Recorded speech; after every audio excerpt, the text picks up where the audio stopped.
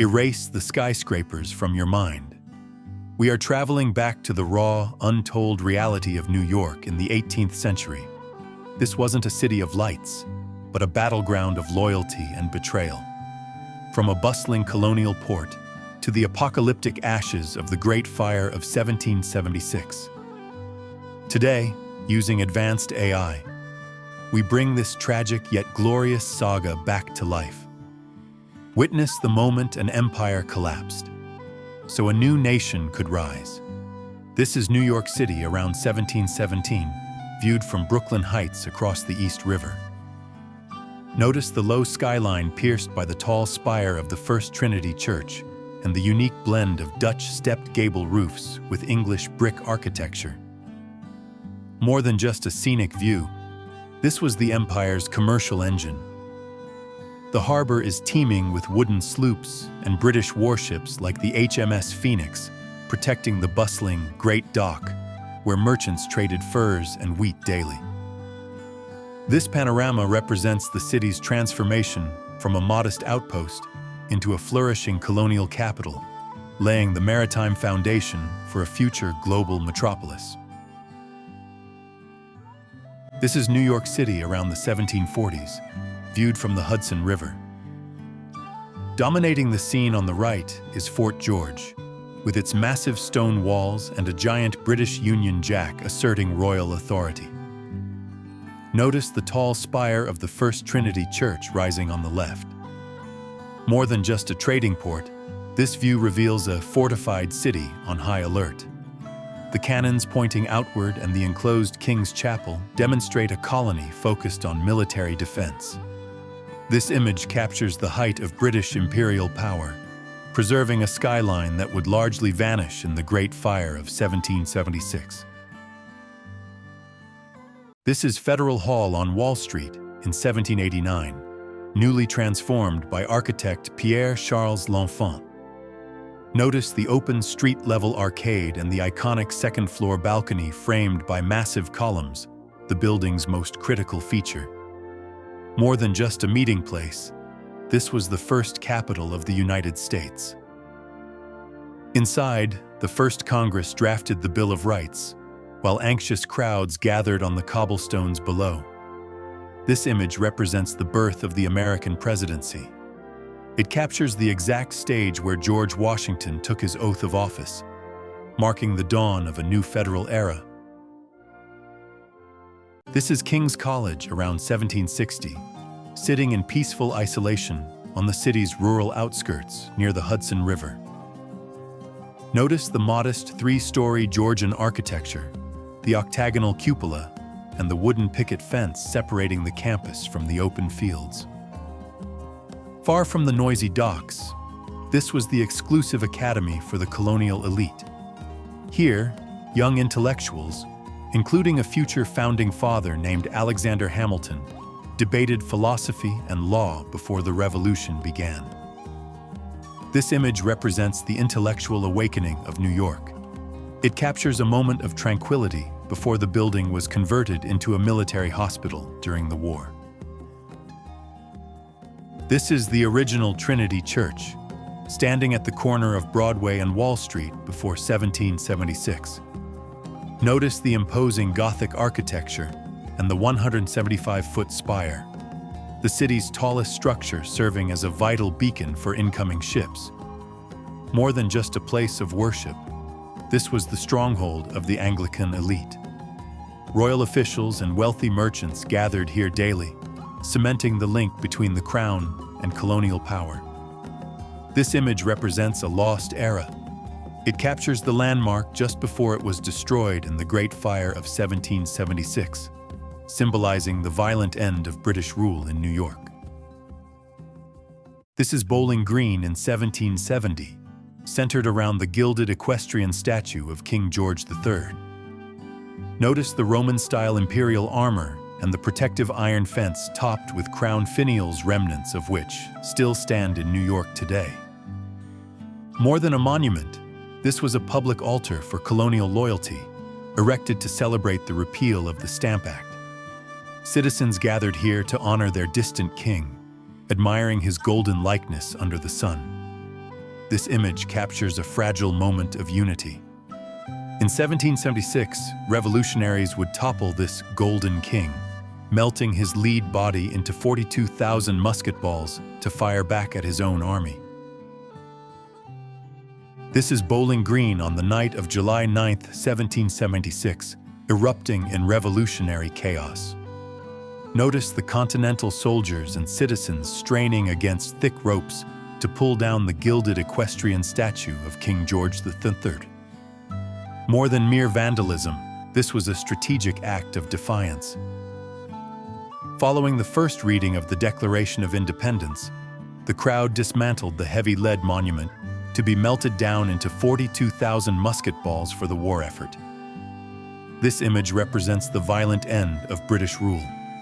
It captures the symbolic regicide that turned the king's own image into ammunition to drive his armies out of America.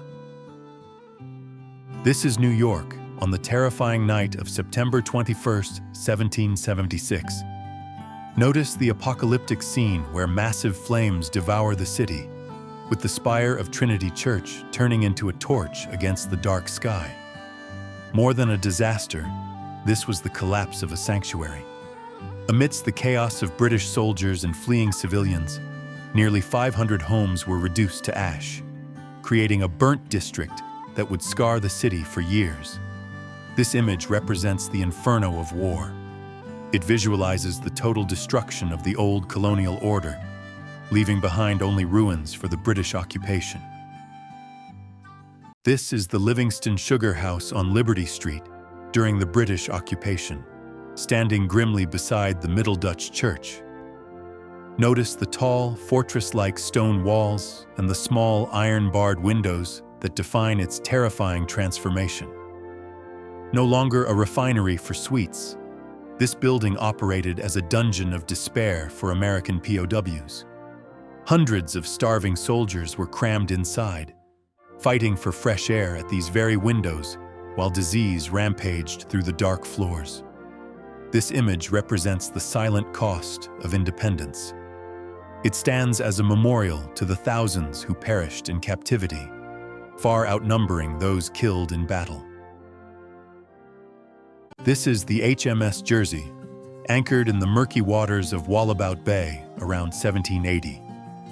Notice the rotting, mastless hull and the small, square air holes cut into the sides, the only source of light for the thousands trapped inside. More than just a ship, this was known as the Hell of the Revolution. Below deck, American prisoners of war were packed in total darkness, battling starvation and rampant disease, while bodies were discarded into the bay daily. This image represents the ultimate price of independence. It stands as a floating tomb where an estimated 11,500 patriots perished, a death toll far exceeding every battle of the war combined. This is the balcony of Federal Hall on Wall Street, setting the stage for history on April 30th, 1789.